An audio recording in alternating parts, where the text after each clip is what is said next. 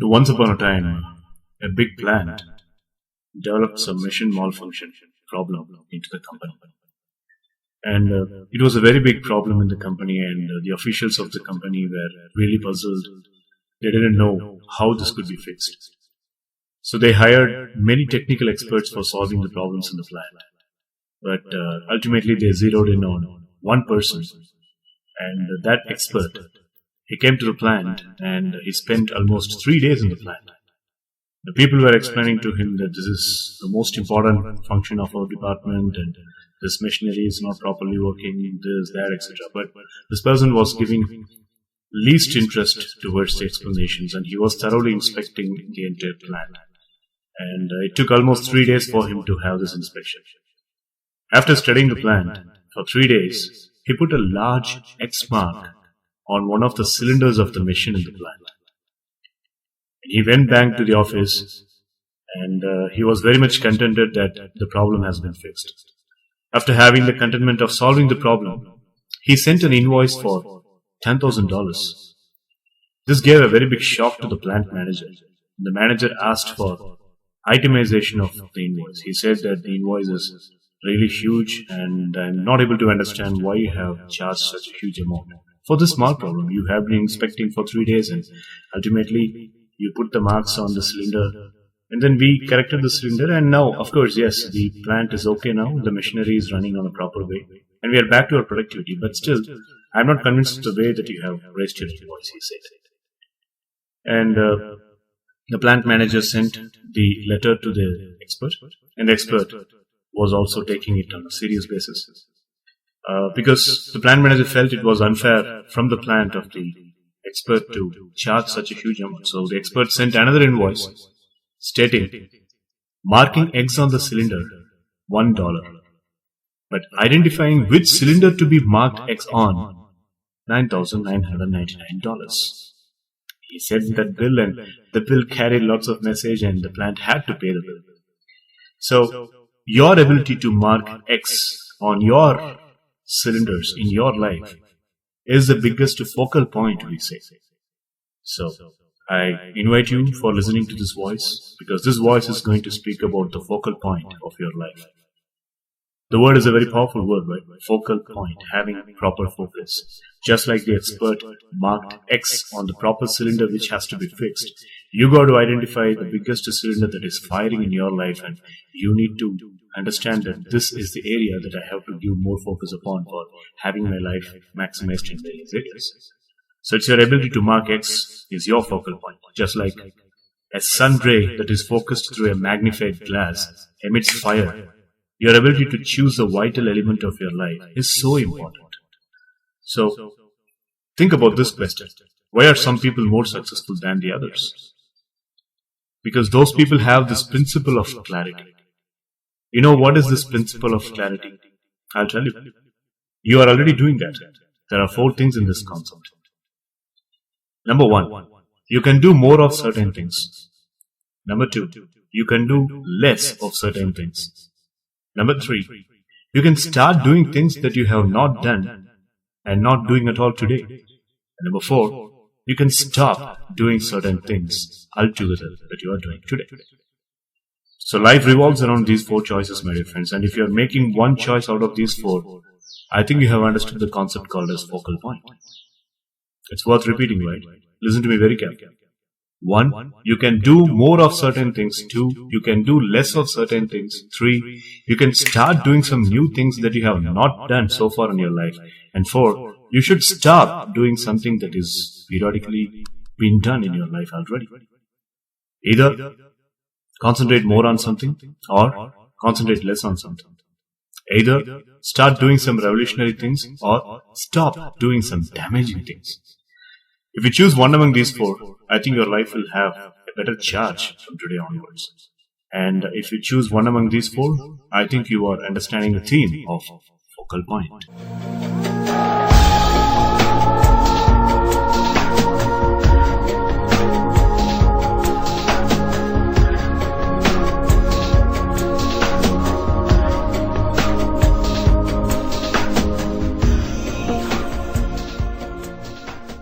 You see, having a proper focal point is having the capability of dramatically improving overall quality of your life. Look into your life. Now I'd like to explain 4 things that you can do immediately so that you can have a better focal point on your life. Number 1, you should have a desire to change. Then, number 2, you need to take a decision to take action. Number 3, you should have the discipline to practice the new behavior you have decided to change. And number 4, you should have the determination to persist until you get the result you want. Now look into your life and answer this question. How many times you have been using these 4 steps for completing a task in your life? You have been into your school, you have been into your college education. Right now you might be working in a company or you are having a business of your own. Think about your life, my dear friends. How many times have you been using these 4 applications for making something very much fulfilled? We might have been in halfway through. For example, if you go to a gym and you start building your muscles, have you applied these 4? Desire to change. I should have the desire to change and improve my health. Number 2, decision to take action. I have decided to take action. I have decided to be consistently into the gym exactly at 6 a.m. in the morning. So this decision is not going to change. Have you applied this? Or have you applied this 3rd thing? Discipline to practice the new behavior you have decided to change. Being focused on the new behavior. What is your new behavior right now? Going to the gym and trying to work upon your muscle and trying to be a very fit and healthy person. And having the discipline. Getting up every day in the morning and trying to follow a proper diet. And trying to change the workout routines and trying to have a training partner who can have a proper mutual influence of your own self. And trying to get the proper result out. And have you tried this 4th one? The 4th one is determination to persist until you get the result you wanted. Going to the gym till the time you felt very satisfied that you have got muscles, you have got lots of health, and you have got lots of vitality into your psyche. And you have got lots of confidence into your mind and body because of going to the gymnasium. Have you ever tried these 4 things in any of your life? If you had been doing that, fantastic. You already are a very good personal leader. But so many people lose in the halfway through. They do step number 1, step number 2, and they go out of step number 3 and 4 halfway. Or they straight away get into step number 4, following short-term results.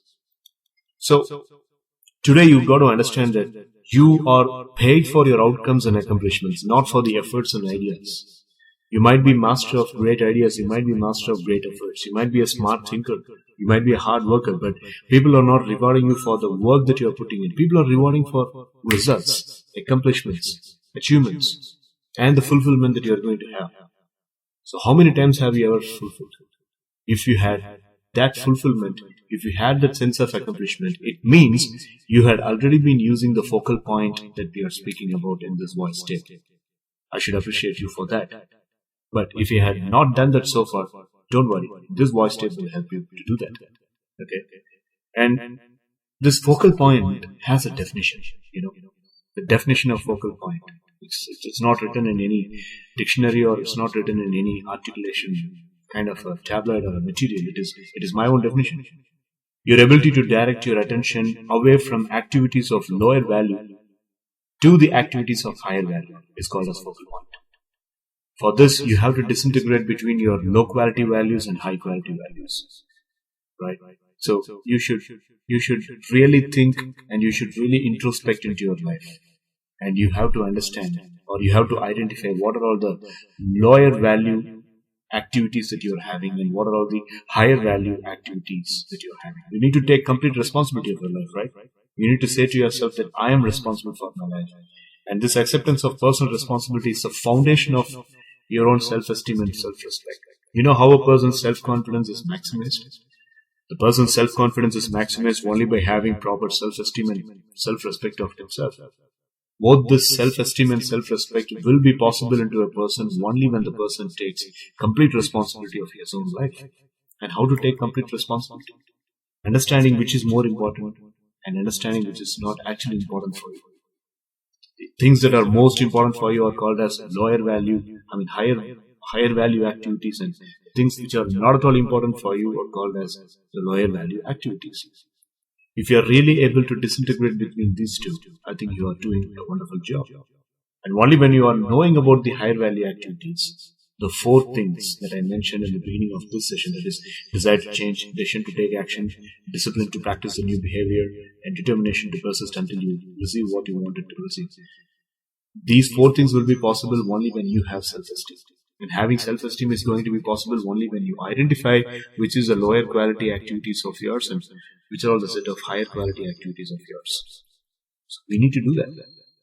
So take a piece of paper and write down what are all the lower quality activities you have or lower value activities you have.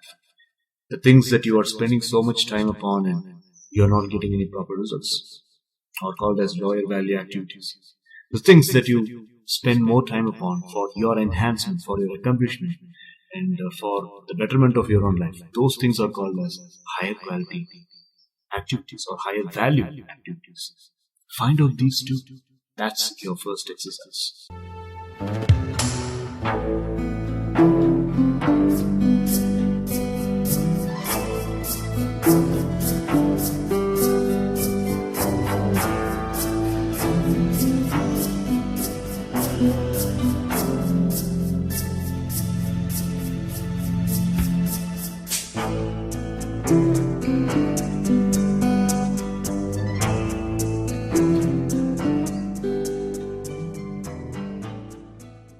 So this can be done by asking two questions quite often within yourselves. The first question is, what are my highest value activities? You have understood now what are the highest value activities. I asked you to take a piece of paper and write down what your highest value activities are. Just write down. Maybe it could be concentrating on academics, or concentrating on your current project that is lined up in your office, or concentrating on a particular client who has been giving a lot of business if you're a businessman. Likewise, it is disintegrated with the category of your life right now. You might be a student, you might be a professional, you might be a businessman, you might be an industrialist, whoever you are that you're listening to this voice tape. I would definitely say that you are supposed to identify your highest value activities, because that time that you invest for finding out these highest value activities will give you a lot of rewards. So ask this first question. What are my highest value activities? If you're not getting a proper answer for this question, then jump to the second question. The second question goes like this. What is the most valuable use of my time at this moment? Right now, your valuable use of the time is listening to this voice tape. Fine, agreed. But when you're idle, keep asking this question to yourself. What is my valuable use of, or what might be the valuable use of time at this moment? I know this moment is slipping over. It is just getting melted down. Right now, what I can do for keeping myself fit or keeping myself oriented towards things. Because I'm going to give you 7 mental exercises right now, after you have become thorough asking these two questions within yourself. These 7 mental exercises are orientation towards something. There are 7 things that you are going to be oriented with. I'm going to talk about that, and we call that as the 7 mental exercises. Always focus on something, always being oriented on something.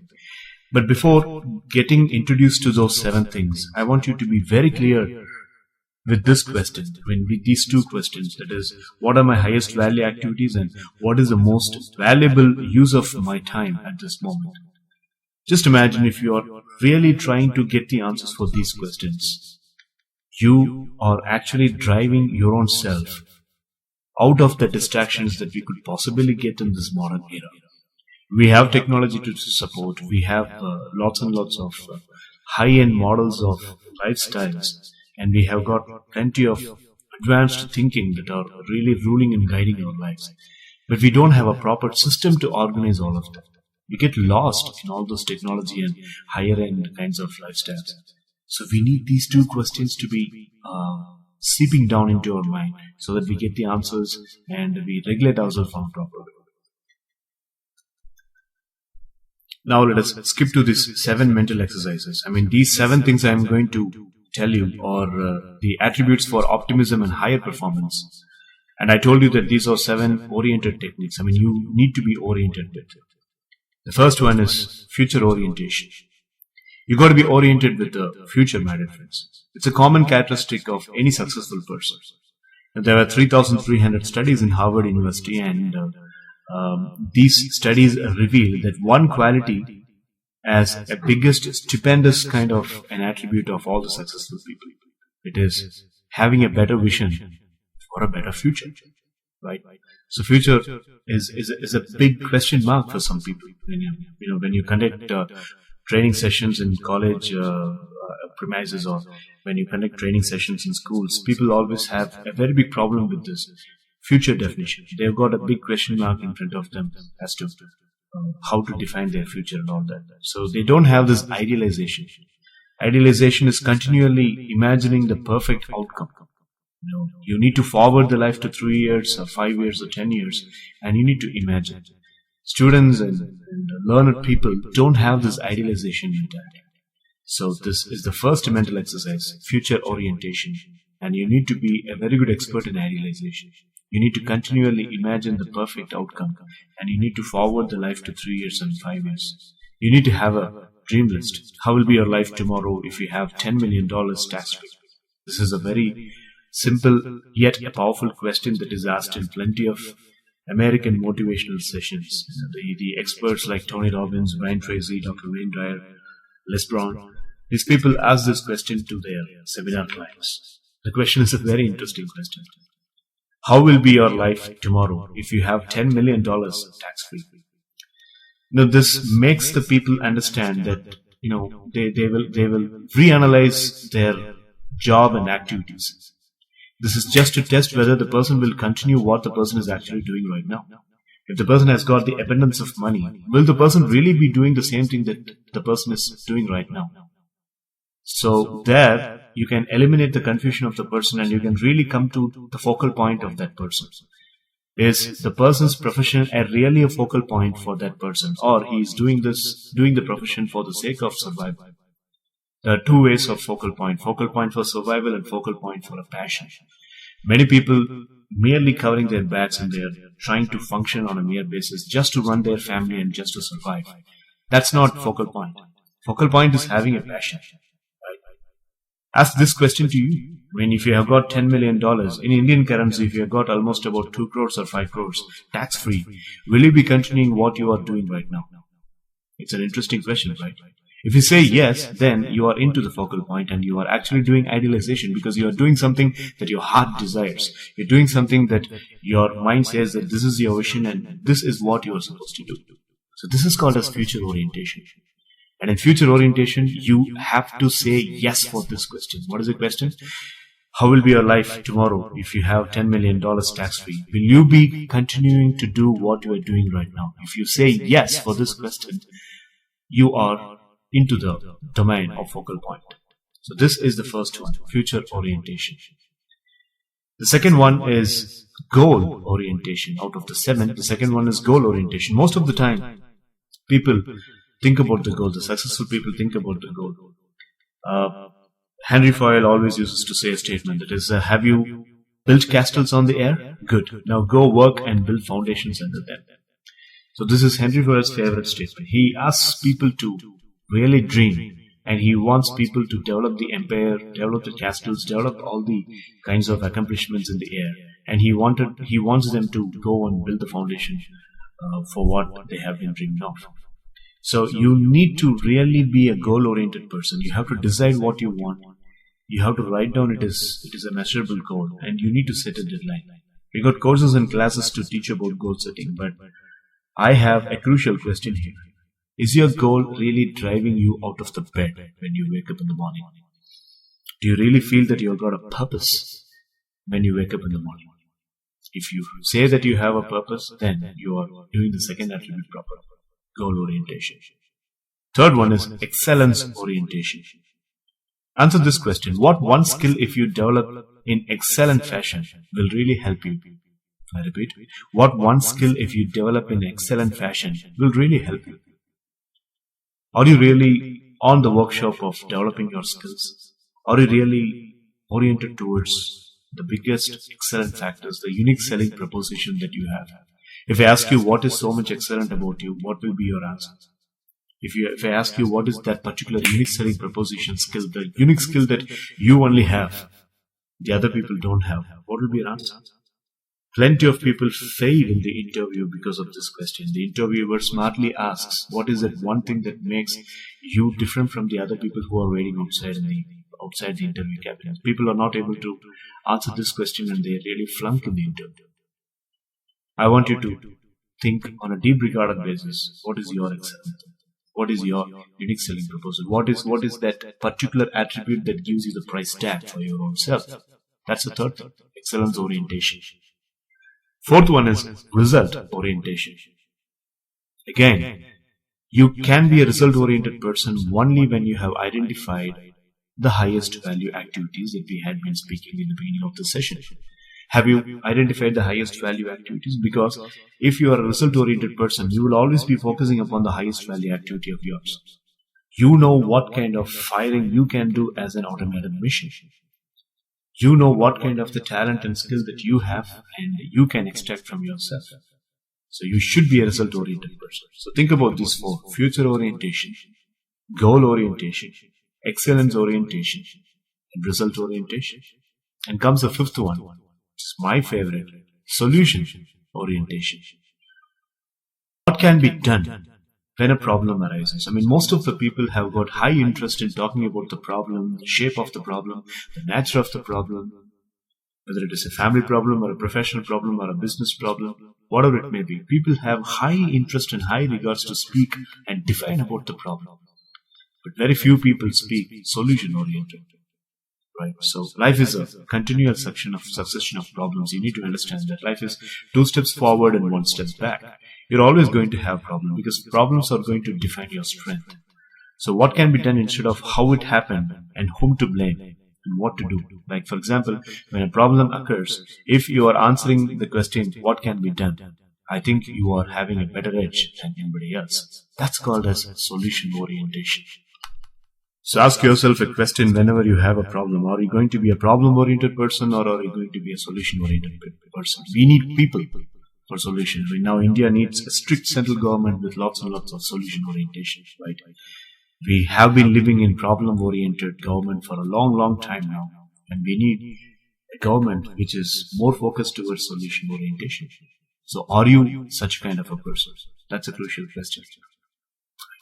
Sixth one is growth orientation. If you don't use this particular attribute, you will lose it.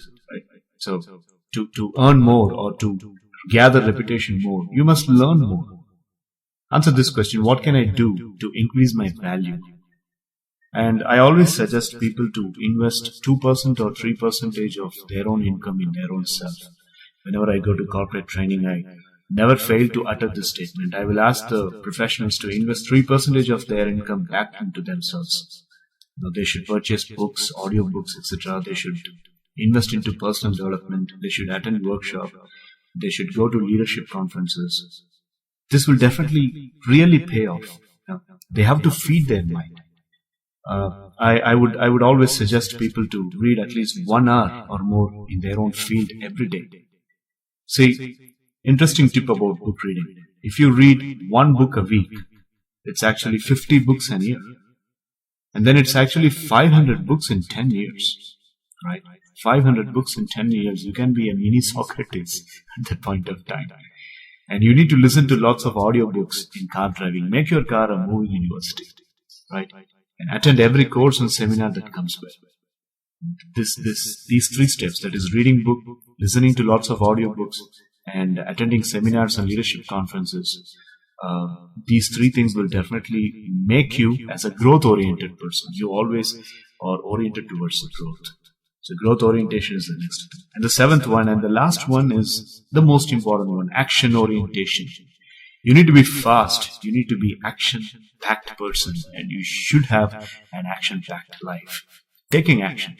Instead of sitting, complaining, blaming, and trying to find fault with the others, immediately investing your time into committing yourself into action. It's called as the action orientation. So mind you, my dear friends, future orientation, goal orientation, excellence orientation, result orientation, solution orientation, growth orientation, and of course, action orientation.